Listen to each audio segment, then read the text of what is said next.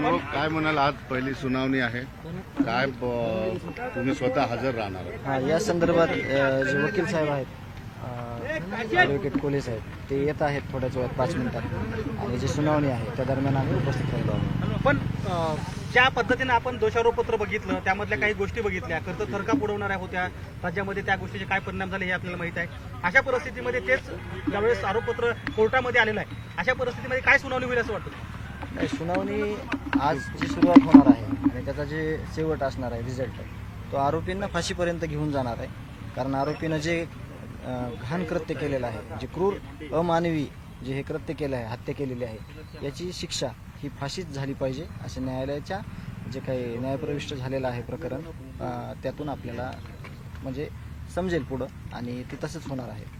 उज्ज्वल निकम आज नसणार आहे, त्यांचे ज्युनियर्स वगैरे. हां, त्यांचे सहाय्यक वकील साहेब जे आहेत ते इथं उपस्थित राहणार आहेत, आणि तेच आज जी सुनावणी आहे ती पार पाडणार आहे. काय एक व्हिडिओ व्हायरल झालेला आहे तुमच्या नातेवाईकाचा, त्यावर बरीच आता चर्चा सुरू झाली. नाही, जरी चर्चा कुठलीही चालू असेल, मला ज्या जिल्ह्यातल्या गोष्टी आहेत त्याविषयी सगळे प्रश्न विचारतात, मी त्यावर असं सांगतो की ज्या गोष्टी आहेत त्यावर मला बोलण्यापेक्षा माझं जे काम आहे पुढचं, माझा जे न्याय घ्यायचा आहे, म्हणजे भावाची हत्या झालेली, त्यावर मी बोलणं जास्त महत्त्वाचं समजतो. आणि ज्या काही गोष्टी घडलेल्या आहेत त्याचं इन्व्हेस्टिगेशन चालू असते, त्याच्या तपास चालू असते, किंवा जे काही त्यांचे वाद आहेत घरगुती, त्यावर आपण बोलणं उचित नाही. अनुभव, पंकजाताईंशी तुमचं कधी बोलणं झालंय का, की आणि तुम्ही त्यांना विनंती केली की तुम्ही मला भेटायला येऊ नका, अशी एक चर्चा सुरू? ज्या वेळेस ही घटना घडली होती त्याच्या 2-3 दिवसानंतर 12 डिसेंबरला व्हिडिओ कॉल आला होता.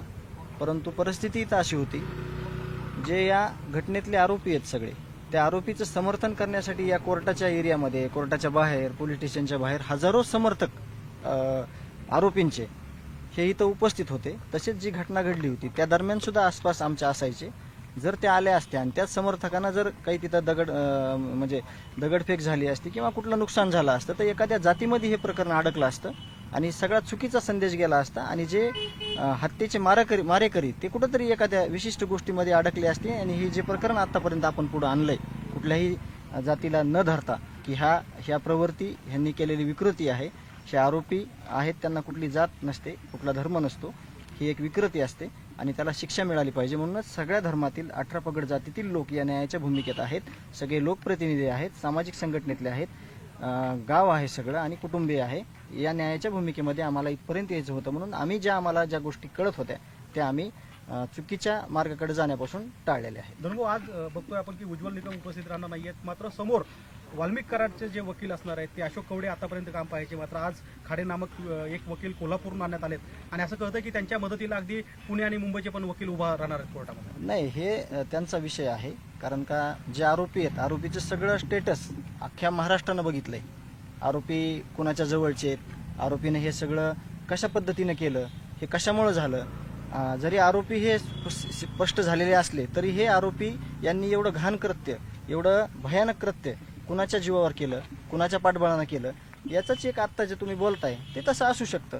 त्याच्यामुळं आपण त्याच्यावर न बघता आपल्याला काय करता येतंय, आपले जे चार्जशीट फाईल झालेलं आहे आणि आपल्याला जे न्यायप्रविष्ट प्रकरणामध्ये कसं पुढे जाता येतं त्यावर आपण जास्त विचार. पण जे आरोपपत्र दाखल झालंय ते आरोपपत्र दाखल झाल्यानंतर काय अपेक्षा आहेत कोर्टाकडून तुम्हाला? आम्हाला अपेक्षा आहेत की या आजच्या दिवसापासून जोपर्यंत याचा निकाल लागत नाही लवकरात लवकर, तोपर्यंत आम्हाला अपेक्षा आहे की न्यायालयानं यांना सगळ्या आरोपींना फाशीची शिक्षा दिली पाहिजे, आणि आम्हाला ती अपेक्षित आहे. पण फास्ट ट्रॅकमध्ये हा चालेल की नाही चालेल? फास्ट ट्रॅकमध्ये चालेल, लवकरच या गोष्टीची सुद्धा पूर्तता होईल. आम्ही आजच मुंबईला जाणार आहोत, या सगळ्या गोष्टींचा पाठपुरावा करणार आहोत, आणि लवकरच ह्या सगळ्या गोष्टी आपल्या समोर येतील. सुनावणी दरम्यान आपण स्वतः कोर्टामध्ये बसणार आहात? त्याविषयी मी वकील साहेबांना चर्चा करणार आहे आल्यानंतर, आणि मग त्याविषयी ठरवणार आहे. थँक्यू.